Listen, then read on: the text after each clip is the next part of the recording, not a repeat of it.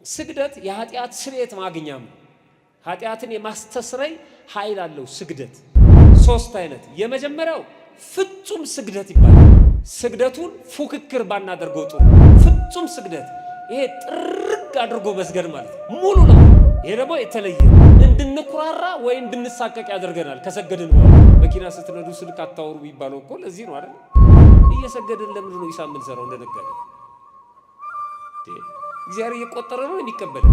18 ሰዓት ስንጾም ሰውነታችን መራራ ነገር ማመንጨት ይጀምራል። ምሬት ይሰማል። ሰውነታችን ውስጥ ያለው ምግብ በሙሉ ፈጽሞ ይጠፋል። ይሄ ክርስቶስ መራራ የተቀበለውን ያንን ምሳሌ አድርገን ላፋችን ምሬት እስኪሰማን ድረስ ጾመን መቀበል ስላለብን ያም የሆነው ደግሞ 18ኛው ሰዓት ላይ ነው። በሕማማት ቤተክርስቲያን 3 ነገሮችን ነው የምታስታውሰን። የመጀመሪያው የ5500 ዘመንን ነው የምታስታውሰን። ክርስቶስ ከመወለዱ በፊት በ5500 ዘመን የሆነውን ነገር ወይ ያን ያለፈውን ዘመን ታስታውሰናለች። ያኔ ድህነተ ሥጋ ድህነተ ነፍስ የሌለበት፣ ፍጹም ድህነት ያልተሰጠበት፣ ምስጢረ ክህነት የማይታወቅበት፣ ቅዱስ ሥጋውና ክቡር ደሙ የማይፈተትበት፣ መስቀል ወይም በመስቀል መባረክ የሌለበት፣ መስቀል ገና ያልከበረበት ያ የጨለማን ዘመን ጥቁር ለብሳ ጥቁር መጋረጃ አድርጋ ቤተ መቅደሷን ዘግታ ታስታውሰናለች። ያ ዘመን እንዲህ ነበር ብላ ማለት ነው። ሁለተኛው የክርስቶስን ሕማሙን እና መከራውን ታስታውሰናለች። የክርስቶስን ሕማሙን አቡነ ዘበሰማያት እንኳን በዜማና በስግደት ነው የሚዘለቀው። አቡነ ዘበሰማያትን ድሮ ዝም ብለን ቆመን በሎሳስም አሰምተንም የምንለውን አሁን እየሰገድን ነው። ጸሎቱ በሙሉ በስግደት ነው፣ በመውደቅና በመነሳት ነው። ስለዚህ የክርስቶስን 13ቱን ሕማማተ መስቀል ታስባለች በዚህ ሰሞን ማለት ነው። ሶስተኛውና የመጨረሻው የእኛን ኃጢአት የእኛን በደል እያስታወስን የምናለቅስበት ሰሞን ነው ማለት ነው። ቀኖቹ 6 ናቸው። የሰሞነ ሕማማት ቀኖች 6 ናቸው። ከሆሳዕና ማታ ጀምሮ ቅዳም ስዑርን ጨምሮ ማለት ነው። እነዚህ ደግሞ ምሳሌነት አላቸው። በኦሪት ዘፍጥረት ምዕራፍ 22 ከቁጥር 1 ጀምራችሁ ስታነቡ አብርሃም ይስሐቅን ለመሰዋት ልጁን ማለት ነው ወደ ሞሪያ ተራራ ሲጓዝ እናነባለን።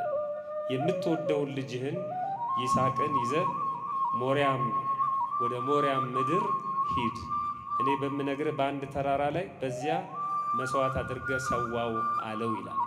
ከዛ በኋላ አብርሃም በማለዳ ተነስቶ አህያውን ጫነ፣ ሁለቱንም ሎሌዎችንና ልጁን ይስሐቅን ከነሱ ጋር ወሰደ፣ እንጨትንም ለመስዋዕት ሰነጠቀ። ተነስቶም እግዚአብሔር ወዳለው ቦታ ሄደ፣ ወደ ሞሪያ ተራራ ተጓዘ። በሦስተኛው ቀን አብርሃም ዓይኑን አነሳ፣ ቦታውንም ከሩቅ አየው ይላል። አብርሃም የሞሪያን ተራራ ያገኘው የ3 ቀን መንገድ ተጉዞ ነው። ስለዚህ የ3 ቀን መንገድ ተጉዞ ከቤቱ እዛ ተራራ ላይ ከደረሰ ወደ ቤቱ ሲመለስም ስንት ቀን ይጓዛል ማለት ነው? 3 ቀን። አንድ ላይ ሲደመር ስንት ቀን ይሆናል? 6 ቀን። ይሄ የሕማማት ቀን ምሳሌ ነው። 6ቱ ቀናት ለምንድን ነው የሕማማትን ቀን የሚወክለው? የአብርሃም ጉዞ ራሱ የአብርሃም ጉዞ የስቅለትን ጉዞ ስለሚወክል ነው። ተራራው ቀራንዮ ነው በአዲስ ኪዳን፣ ያኛው ተራራ ሞሪያ ነው። ክርስቶስ የተሰቀለው በቀራንዮ ተራራ ነው። ጉዞው የይስሐቅ ጉዞ ነው። ይስሐቅ ክርስቶስን ነው የሚመስለው። ክርስቶስን የሚመስለው በምንድን ነው ስንል የተጓዘው ለመስዋዕት ነው። ሲጓዝ ደግሞ የሚሰዋበትን እንጨትና ቢላ ተሸክሞ ነው። ስለዚህ ክርስቶስን የተጓዘው ሊሰቀል ነው። ሊሰቀል ሲጓዝ ደግሞ ምኑን ተሸክሞ ነው የተጓዘው? መስቀሉን ተሸክሞ ነው የተጓዘው። ስለዚህ ክርስቶስ ስለኛ ነው መከራ የተቀበለው። ይስሐቅ ደግሞ ስለኛ መከራ መቀበል ስለማይችል ምሳሌ የሆነው በግ ተሰውቶ ተመልሷል ማለት ነው። ስለዚህ ጉዞ የክርስቶስን ጉዞ ስለሚወክል ቀናቱ እነዚህን የክርስቶስን ጉዞ የምናስታውስባቸው በሰሞነ ሕማማት ላይ ያሉ ቀናቶች ናቸው። ከሰኞ ጀምሮ ስንቆጥር ሰኞ መጋቢት 23 ቀን ነች፣ የጥንቷ ማለት ነው። መጋቢት 27 ጥንተ ስቅለቱ ነው ካልን መጋቢት 22 ጥንተ ሆሳዕና ነው። ከመጋቢት 22 ጀምሮ ያለችው ሰኞ መጋቢት 23 ናት። ስለዚህ በዚህ ችለት የተደረገውን ነገር አሁን ወደ ኋላ ሄጄ አልናገርም። ግን ዝም ብዬ አስታውሼ ለማለፍ ነው። ሰኞን አንጽሖተ ቤተ መቅደስ ወይም መርገመ በለስ ብላ ታስበዋለች ቤተ ክርስቲያን።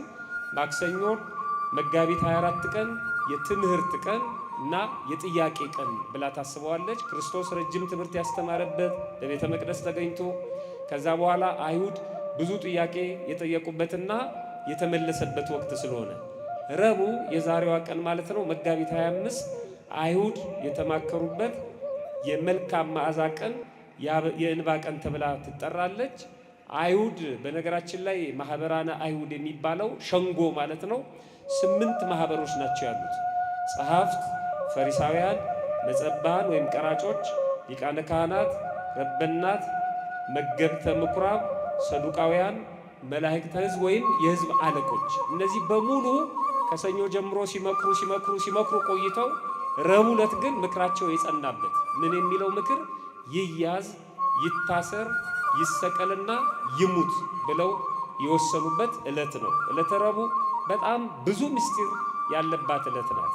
ቅድም በስግደቱ ጊዜም ስለተማር ነው ከዚህ በፊትም በደንብ ስለምናውቀው ወደዛ ዝርዝር አልሄድም። ከዛ በኋላ ሐሙስ ነው መጋቢት 26 ቀን ጸሎተ ሐሙስ ተብላ ትጠራለች። ሕጽበተ እግር የተከናወነባት ናት። የምስጢር ቀን ትባላለች። የሐዲስ ኪዳን ሐሙስ ተብላ ትጠራለች። የነጻነት ሐሙስ ተብላም ትጠራለች።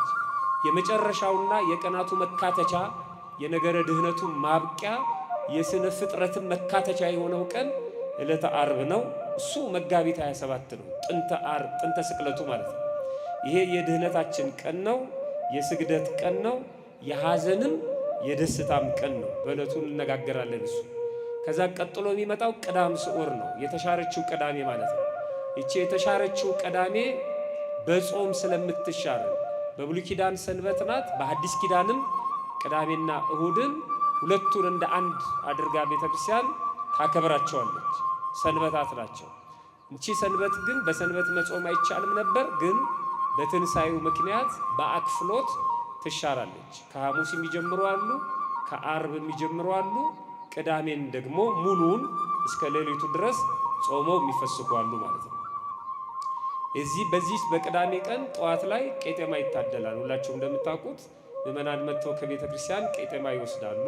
ለሊቱን ሙሉ ጸሎት ሲጸለይ ኪዳን ሲደርስ ሲባረክ የሰነበተውን የሚያደረውን ቄጤማ ይወስዳሉ። ቤተክርስቲያን ቄጤማ የምትሰጠው የምስራች ብላ ነው፣ ነፍሳት ከሲኦል መውጣታቸውን ማለት ነው።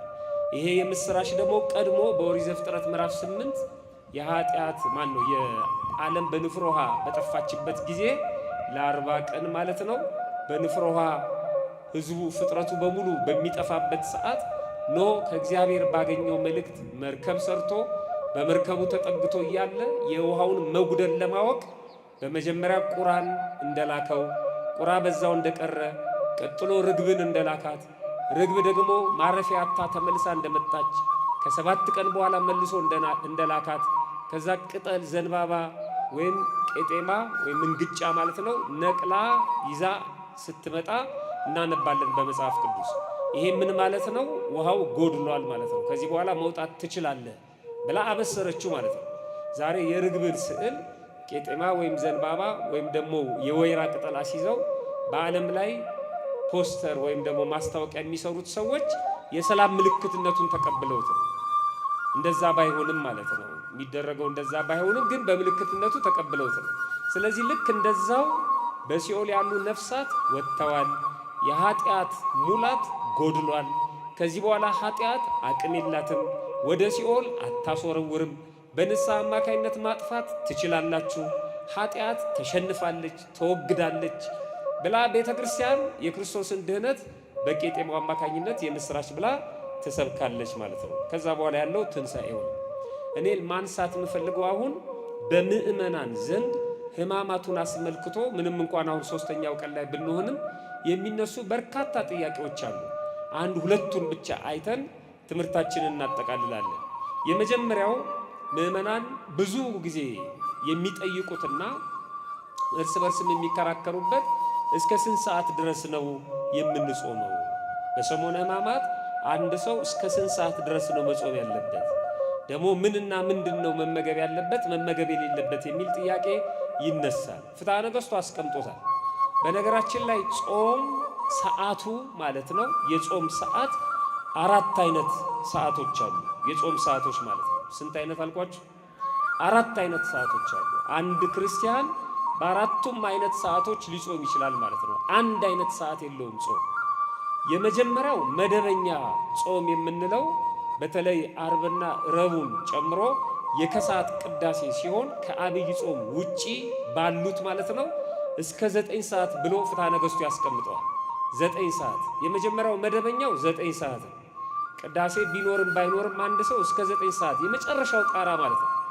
ግን ማዕከል የሚሆነው ቅዳሴ ከወጡ በኋላ ጾም የለም። 8 ሰዓት ተኩል ከተሆነ በኋላ ቅዳሴ የሚወጣው 8 ሰዓት ወይ 8 ሰዓት ተኩል ከሆነ ከዛ በኋላ ሰው በፈቃዱ ይቆያል እንጂ ቤተክርስቲያን ግን ጾም እንደሌላ አውጃለች። የጾም ምግብ መመገብ ይቻላል። ቅዱስ ሥጋውን ክቡር ደሙን የተቀበሉ ሰዎች አፋቸውን ማበስ ይችላሉ ማለት ነው።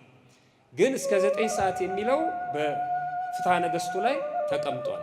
አንድ ስንት አይነት ሰዓት አለን ያልኳችሁ? የመጀመሪያው 9 ሰዓት። ሁለተኛው የሰዓት አይነት ደግሞ የንስሐ አባቶቻችን ንስሐ በምንገባበት ጊዜ ንስሐችንን ተቀብለው የሚሰጡን የጾም ሰዓት ነው። እሱ ይለያያል። ምክንያቱም ህመሙ ስለሚለያይ ህመምተኞቹም ስለሚለያዩ ሐኪሞቹ አንድ አይነት ቢሆኑም እንደ ህመሙና እንደ ህመምተኞቹ ነው መድኃኒት የሚያዙት። ካህኑ እንደ ምእመኑ አቅም እንደ ምእመኑ አረዳድ የሃይማኖት አቅም ሊሆን ይችላል፣ የአካል አቅም ሊሆን ይችላል፣ ያለበት ነባራዊ ሁኔታ ሊሆን ይችላል። እመጫቶች ሲሆኑ፣ ነፍሰ ጡሮች ሲሆኑ፣ የሚያጠቡ እናቶች ሲሆኑ፣ የሥራ ጠባያቸው ደግሞ በተለየ መልኩ የሚታይላቸው ሲሆኑ፣ ህፃናት ሲሆኑ ከ7 ዓመት በላይ ማለት ነው፣ ከ18 ዓመት በታች ሲሆኑ፣ ሴቶች፣ ወንዶች፣ አረጋውያን ሁሉም አንድ አይነት ጾም አይሰጣቸውም። ይሄ ጾም የግል ጾም ነው። ይሄ ጾም ከንስሐ አባት የሚሰጠን ጾም ነው። ሌሎች ሰዎች እንዲጾሙት የማይገደዱበት እኛ ብቻ የምንጾመው ማለት ነው። ስለዚህ አንድ ካህን ለአንድ የንስሐ ልጁ እስከ 6 ሰዓት ድረስ ጾም ሊል ይችላል። እስከ 3 ሰዓት ድረስ ይበቃል ሊለው ይችላል። የተለያዩ የስኳር ህመምተኞች ሌሎችም ህመምተኞች ስላሉ ማለት ነው። አይ አንተ ደግሞ እስከ 12 ሰዓት ነው መጾም ያለብን ሊል ይችላል። እስከ 1 ሰዓትም ሊል ይችላል። ስለዚህ የንስሐ አባቶች በንስሐ ምክንያት የሚሰጡት የጾም ሰዓት ስለሚለያይ በሁለተኛ ደረጃ ተቀምጧል ማለት ነው። 2 የግድ 9 ሰዓት 10 ሰዓት የሚል የተቆረጠ ነገር የለም ለንስሐ የሚሰጥ ጾም ማለት ነው። እንደ ህመሙና እንደ ሰውየው አቅም ነው። ተግባብተናል። ስለዚህ የንስሐ አባታችሁ እስከ 6 ሰዓት ጾሙ ብሏችሁ አንዳንድ ሰዎች አላችሁ ትመጡና ካህኑ እስከ 6 ሰዓት ጾሙ ብለውኛል፣ እኔ ግን እስከ 9 ነው መጾም ያለብኝ፣ ቤተክርስቲያን ምንድን ነው የምትለው ይላሉ። ለጥያቄ ያመጡታል። ይሄ ነውር ነው። የንስሐ አባት የነገራችሁ ነገር ለጥያቄ አይመጣም። ለጥያቄ እንኳን መምጣት ካለበት ማን ነው መጠየቅ ያለበት? ራሱ ካህኑ ነው መጠየቅ ያለበት ራሱ። እናንተ እኮ ሐኪም የሚያዝላችሁን መድኃኒት እኔን መታችሁ አታማከሩ። እርግጠኛ በቀን 3 ጠዋት 1 ከሰዓት 1 ማታ 1 ውሰድ ስትባሉ ተጠንቅቃችሁ ተወስዷታላችሁ እንጂ ለጎረቤታችሁ ሐኪሙ ምን ማለቱ ነው አንዳንድ ውሰድ ይለኛል እኔ ግን 3ቱን ባንዴ በወስዶስ ብላችሁ አታማከሩ። ከሐኪም በላይ ምንም የለም። ከንስሐ አባት በላይም ስለ ንስሐ ምንም የለም። ከንስሐ አባታችሁ ጋር ያወራችሁትን ጥያቄ አድርጋችሁ እንዳታመጡ ክልክል። ተግባብተናል አይደለም? 2 ሶስተኛው ሰዓት ለቅዱስ ቁርባን የምንጾመው የጾም ሰዓት። ቅዱስ ቁርባን መቀበል ስንፈልግ ስንት ሰዓት ነው መጾም ያለብን? 18 ሰዓት። ይሄ ደግሞ የተለየ ነው። ስጋው ደግሞ መቀበል የሚፈልግ ሰው 18 ሰዓት ድረስ መጾም አለበት። ይሄንንም ከንስሐ አባቱ ጋር ተነጋግሮ 18 ሰዓት ስንጾም ሰውነታችን መራራ ነገር ማመንጨት ይጀምራል። ምሬት ይሰማናል። በሰውነታችን ውስጥ ያለው ምግብ በሙሉ ይጠፋል። የሚገርሙ ናቸው አባቶቻችን። አሁን ሳይንሱ ከመፈጠሩ በፊት ይሄንን ነግረውናል። ሰውነታችን ውስጥ ያለው ምግብ በሙሉ ፈጽሞ ይጠፋል። ይሄ ክርስቶስ መራራ የተቀበለውን ያንን ምሳሌ አድርገን ላፋችን ምሬት እስኪሰማን ድረስ ጾመን መቀበል ስላለብን ያም የሆነው ደግሞ 18ኛው ሰዓት ላይ ነው ይላል። ስለዚህ 18 ሰዓት ሌሎችም ትርጉሞች አሉት። ይሄ ስንተኛው ነው ማለት ነው? 3ኛው። ስንት አይነት ሰዓት አለ አልኳችሁ? አሁን ስንቱን አውቀናል? 3። 4ኛውና የመጨረሻው በአብይ ጾም ያለው ሰዓት። በአብይ ጾም ያለው ሰዓት ከሌሎቹ አጽዋማት ሰዓት ይለያል። አብይ ጾም ለ3 ነው የሚከፈለው ብያቸዋለሁ። አንዱ ጾመ ሕርቃል ሁለተኛው አርባዓ ጾም፣ ሶስተኛው ሕማማት ነው። ሶስቱም በአንድነት ግን የጌታ ጾም ተብለው ነው የሚታሰቡት። ቤተክርስቲያን 55 ቀን ይሆናሉ። የጌታ ጾም 40 ቀን ብቻ ነው። 40ውን ቀን ቤተክርስቲያን ታከብራለች፣ ጀምራም ትፈጽማለች። 40ኛውን ቀን ግን አብሮ ነው ከኛ ለምእመናን አብሮ ነው ተደምሮ ነው የሚነገረው። የመጀመሪያው ጾመ ሕርቃል ነው። ጾመ ሕርቃል እስከ 12 ሰዓት ነው የሚጾመው የመጀመሪያው። ሁለተኛው ጾመ አርባ ነው። ጾመ አርባ ደግሞ እስከ ሕማማት ድረስ እስከ ሆሳዕና ቅዳሜ ድረስ ማለት ነው። እስከ ምሽቱ 12 ሰዓት ነው የሚጾመው።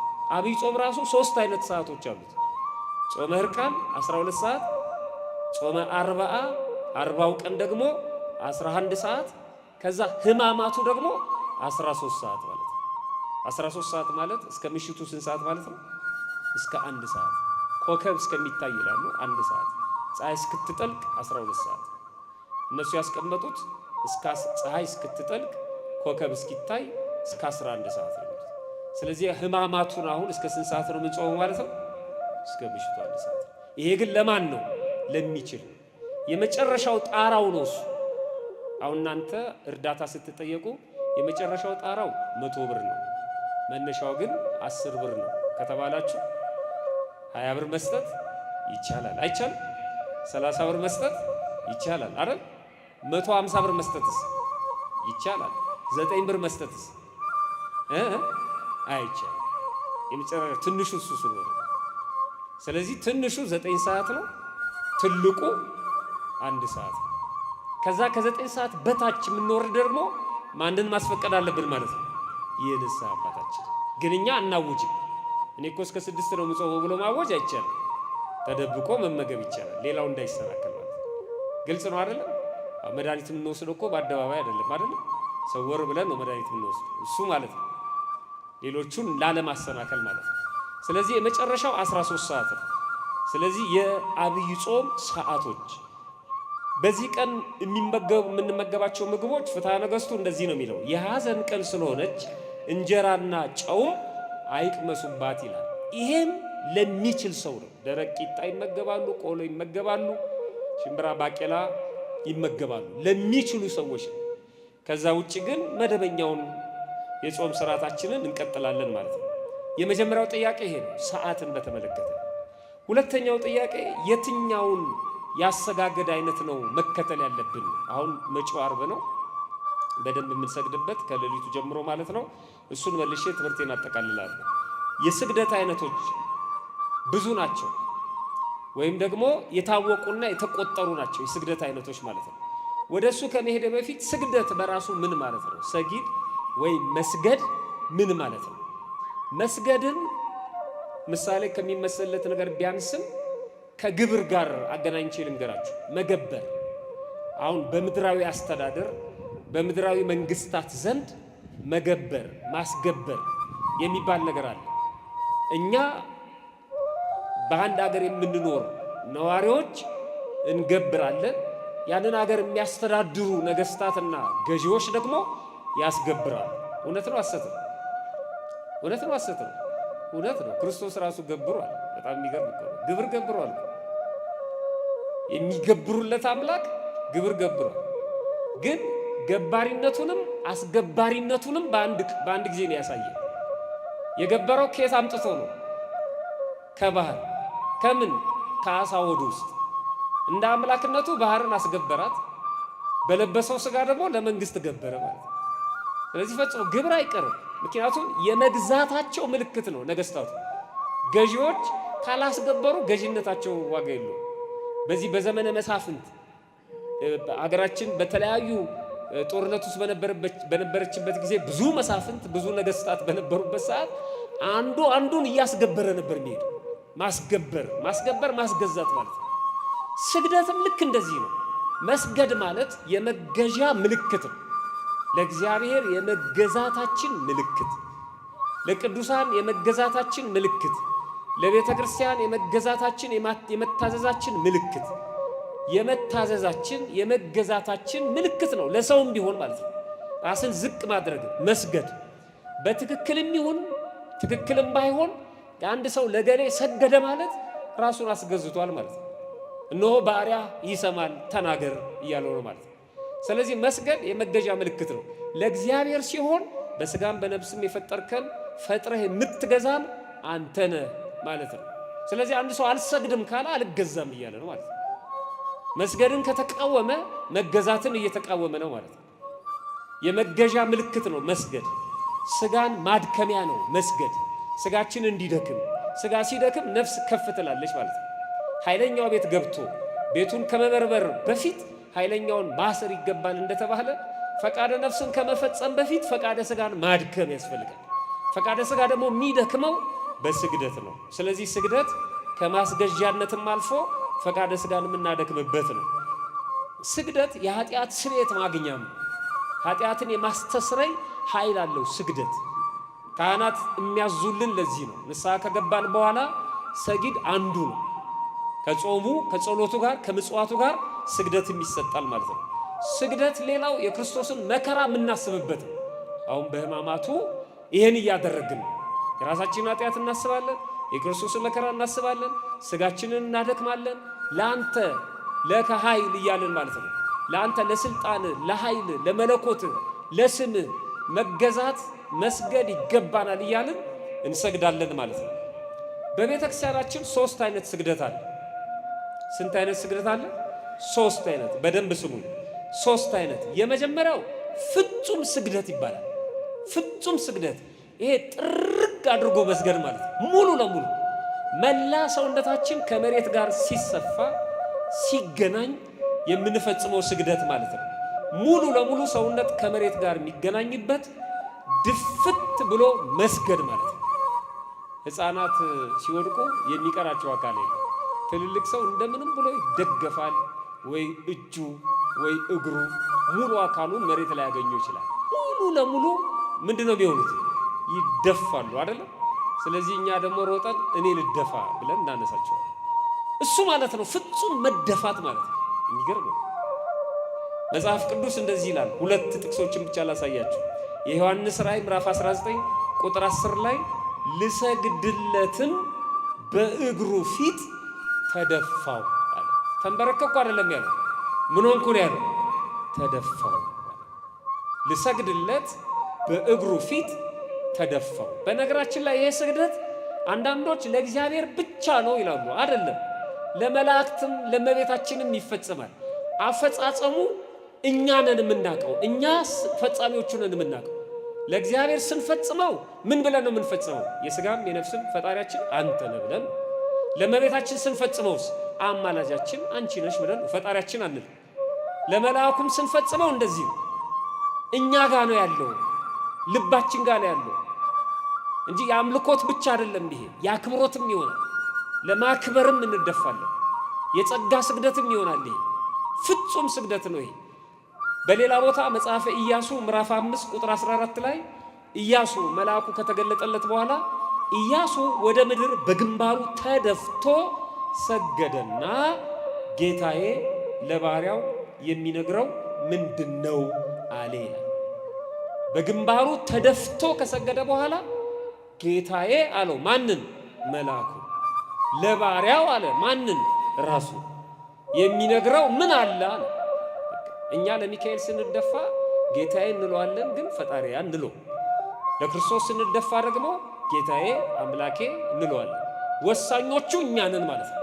ስግደታችን የጸጋ ይሁን የአክብሮት ይሁን የአምልኮ ይሁን የሚወስነው ሰጋጁ ነው ማለት ነው። ሰጋጁ። ሁለተኛው የስግደት አይነት አስተብርኮ ይባላል።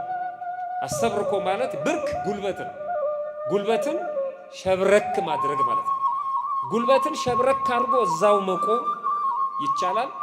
ጉልበትን ሸብረክ እያደረጉ ደግሞ ከፍና ዝቅ ይላሉ። አሁን በዚህ በሕማማቱ በእድሜ አረጋውያን የሆኑ በህመምም የሚሰቃዩ ሰዎች ይህንን ያሰጋገደ አይነት ነው የሚሰግዱት። የግድ ድፍት ሊሉ አይችሉም። እነሱ መነሳት ስለሚያቀታቸው ማለት ነው። አስተብርኮ እሱ ነው። በጉልበት መቆም ወይም ጉልበትን ሸብረክ ማድረግ።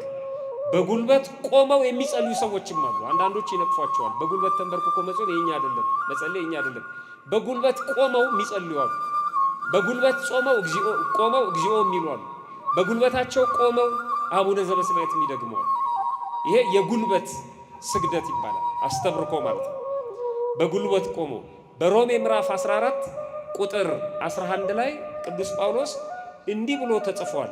እኔ ሕያው ነኝ ይላል ጌታ፣ ጉልበት ሁሉ ለኔ ይንበረከካል፣ ምላስም ሁሉ እግዚአብሔርን ያመሰግናል ይላል። ጉልበት ሁሉ ለማ ይንበረከካል አለ? ለኔ።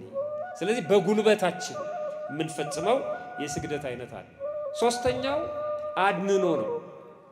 በቅዳሴ ጊዜ መቼም አይጠፋንም። አድንኖ ይባላል አይደል? አሪሲክ ነው። ራሳችሁን ምን አድርጉ ነው? ዝቅ ዝቅ አድርጉ ወይም ጎንበስ በሉ ማለት ነው። ካህኑ እንዲባርካችሁ ዲያቆኑ አዋጅ ይናገራል። አስተናባሪ ነው። አድንኖ ማለት ራስን፣ አንገትን፣ ወገብን ዝቅ በማድረግ መስገድ። ራስን፣ አንገትን፣ ወገብን ዝቅ አድርጎ እዛው ቆይቶ ቡራኬ መቀበል ይቻላል።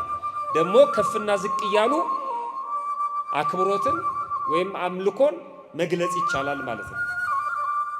በትንቢተ ኢሳይያስ ምዕራፍ 49 ቁጥር 23 ላይ ግንባራቸውን ወደ ምድር ዝቅ አድርገው ይላል። ግንባርን ወደ ምድር ዝቅ ማድረግ ማለት ነው። ግንባራቸውን ወደ ምድር ዝቅ አድርገው ይሰግዱልሻል ይላል። ለእመቤታችን ለቅድስት ድንግል ማርያም የተነገረ ነው። ታዲያ የሕማማቱ ስግደት ከነዚህ ከሶስቱ የቱ ነው መሆን ያለበት? የሕማማቱ ስግደት በጣም ለየት ይላል። ቅድም ነግሬያቸዋለሁ። የማንን መከራ ነው የምናስበው? በሕማማት የማንን ነው የምናስበው? የክርስቶስን። የክርስቶስን መከራ ስናስብ ደምቷል። የክርስቶስን መከራ ስናስብ በመሬት ላይ ተጎትቷል፣ በገመድ ታስሯል፣ ቆስሏል። እነዚህም በሙሉ እናስባለን። ከቻልን የነዚህም ተሳታፊ እንሆናለን ማለት ነው ከቻልን። ስለዚህ መላው አካላችን ሕመም እስከሚሰማው ድረስ እንሰግዳለን ማለት ነው። ስንሰግድ በጣም የሚገርመው የዚህ የሕማማቱ ስግደት መከራውን የምንሳተፍበት ስለ ኃጢአታችን የምናለቅስበት ስለሆነ በተቻለ መጠን ሁለት ነገሮችን እናደርጋለን። አንደኛ እና የመጀመሪያው ስንሰግድ ስግደቱን ፉክክር ባናደርገው ጥሩ። አሁን ላይ ያሉ አንዳንድ ልጆች ተሰልፈው ይፎካከራሉ። ስንት ሰግድ? 10 አንተ ስንት ሰግድ? 50 ከዛ በኋላ 10 ላይ ያለው 11 12 ይላል 13 ምን እያደረገ እንደሆነ ለራሱም አይገባው። አሁን በዚህ ስግደት 1 2 እያለ የክርስቶስን መከራ ማሰብ ይቻላል? ይቻላል? ንገሩ። እንዴት ይሆናል? መኪና ስትነዱ ስልክ አታውሩ የሚባለው እኮ ለዚህ ነው አይደል? ስልክ አታውሩ። ስልኩ ሐሳባችንን ምን ስለሚያደርግ ስለሚሰርቀው። እየሰገድን ለምንድን ነው ሂሳብ የምንሰራው? እንደነጋዴ እግዚአብሔር እየቆጠረ ነው የሚቀበልን። ለምን ቆጥረዋለን? ስግደቱ ሐሳባችንን ይሰልበዋል። ሁለተኛውስ ደግሞ ሌላ ጉዳት ደግሞ አለ። እንድንኩራራ ወይ እንድንሳቀቅ ያደርገናል። ከሰገድን በኋላ 5 የሰገደው ምን ሆኜ ነው 5 ብቻ ሰግጄ የሚደክመኝ ይላል። 50 የሰገደው ደግሞ ቀላል ሰው እንዳልመስል ይላል። እኔ እኮ 50 ነው የሰገድኩት። በቃ ተረሳ ክርስቶስ ማለት ነው። ስለዚህ አለመቁጠር ነው። ቀኝን የምትሰጠውን ምን አቲ ነው የሚለው ግራ። አሁን ቤተክርስቲያን ስንት ቀን መጣችኋል? ቆጥራችሁ ታውቃላችሁ? አታውቁ። እሺ ወደ ቤት ስትሄዱ ወይ ወደ ስራ ስትሄዱ ወይ ወደ ቤተክርስቲያን ስትመጡ እስቲ እርምጃችሁን ቁጠሩ። ቁጠሩ እስቲ እርምጃችሁን። ለምንድን ነው እርምጃችሁን ማትቆጥሩት? ዓላማችሁ ስራ መሄድ ነው። ስራ መድረስ ነው ዓላማችሁ። ሲረፍ ሮጥ ትላላችሁ፣ ሰዓት ገና ከሆነ ደግሞ ቀስ ትላላችሁ እንጂ ቁጥር አትቆጥሩ። ዓላማችሁ እሱ ነው። የኛ ዓላማ ምንድነው? የክርስቶስን ሕማም ማሰብ ነው። የኛ ዓላማ የራሳችን ኃጢአት እያሰብን ማልቀስ ነው። ስለዚህ ለምንድን ነው የምቆጥረው? አሰጋጆቹ ይቆጥራሉ፣ ምክንያቱም የተወሰነ ስላለ ማለት ነው። ኪርያላይሶን ሲሉ በጣታቸው ይቆጥራሉ። እሱን እየሰማን የህብረቱ ችግር የለውም። በተናጥል ስንሰግድ ግን መቁጠር የለብንም። ሌላው ስንሰግድ የአምስቱ ስሜት ሕዋሶቻችን ምሳሌ የሆኑት 5 አካላት ከመሬት ጋር መገናኘት አለባቸው ይላል። 5 አካላት። የመጀመሪያው ግንባራችን። ሰግደን በተነሳን ቁጥር ግንባራችን መሬቱን መንካት አለበት። ግንባራችን መሬት መንካት አለበት። ለምንችል ሰዎች ነው፣ ለአረጋውያን አይደል። 1 ሁለተኛ ጉልበታችን መሬት መንካት አለበት። 2 ሶስተኛ የእግራችን 2ቱ አውራጣት መሬቱን መንካት አለበት። 2ቱ አውራጣት ቀጥታ ስለሆነ የምንሄደው በጉልበታችን በአውራጣታችን ነው መሬቱን የምንነካው። ስንት ነገርኳችሁ? ግንባር፣ ጉልበት፣ ሁለቱ አውራ ጣት። 3 አራተኛ የጣታችን 4ቱ ጣቶች መሬት መንካት አለባቸው፣ ተገልብጠው ማለት ነው። በውስጠኛው በኩል ከትንሿ የማርያም ጣት ከምንላት ጀምሮ እስከ ጠቋሚ ጣታችን ድረስ ታጥፈው ከአውራ ጣታችን ውጪ 4ቱ ታጥፈው መሬቱን መንካት አለባቸው። መሬቱን መንካት አለባቸው። የሁለቱ ስንት ሆነ? 4። አምስተኛ አውራ ጣታችን፣ የሁለቱ ጣቶቻችን አውራ ጣት መሬት መንካት አለበት። 5 እርግጠኛ ነኝ 70 80 ሰገድኩ የሚለው ልክ እንደዚህ ቢሰግድ 3 አይሰግድም። ቀስ እያለ ማለት ነው። እሱ ነው መከራው ሲሰማን፣ ህመሙ ሲሰማን። ያውም እኛ ደግሞ ምንጣፍ እናነጥፋለን። በጣም የሚገርመኝ ደግሞ ቤተክርስቲያን ውስጥም የቤታችንን ምንጣፍ አምጥተን እናነጥፋለን። ቤተክርስቲያን ውስጥ ምንጣፍ እያለ ማለት ነው። ሌላ ምንጣፍ እሱ እንኳን ቦታ ለመያዝ ይመስለኛል አይደል? ቦታ ለመያዣ ይሄ የኔ ቦታ ነው፣ ማንም ሰው እንዳይመጣ። በበረሃ ያሉ አባቶች ደቃቅ አሸዋው ለእጃችን ይመቻል፣ ይሄማ መከራውን አናስብም ብለው ወደ ወንዝ ሄደው በባቄላና በሽምብራ ቅርጽ አንኳር አንኳር የሆኑ አሸዋዎችን ያመጡና ይበትናሉ መሬት ላይ። እዛ አሸዋ ላይ ይሰግዳሉ እጃቸው እስከሚጠቁር ድረስ ማለት እና እሱ ነው በቃ መከራውን ማሰብ እና የሚባለውን እየሰማን ኃጢአታችን እያሰብን በመፍጠር አይደለም። ብድግ ቁጭ በማለት እሱ ስፖርት ነው። በመፍጠር እሱ እያሰበ እያለቀሰ ቀስ እያለ እነዚህን የነገርኳቸውን እያደረግን የምንሰግድ ከሆነ የሕማሙ ተሳታፊ እንሆናለን። ልባችንም በቀጥታ ከመስቀሉ ጋር ይገናኛል ማለት ነው። ፈጣሪያችን በቸርነቱ ሰምቶ ከመጥፋት ያድነን። መልካም የሕማም ሰሞን ይሁንልን።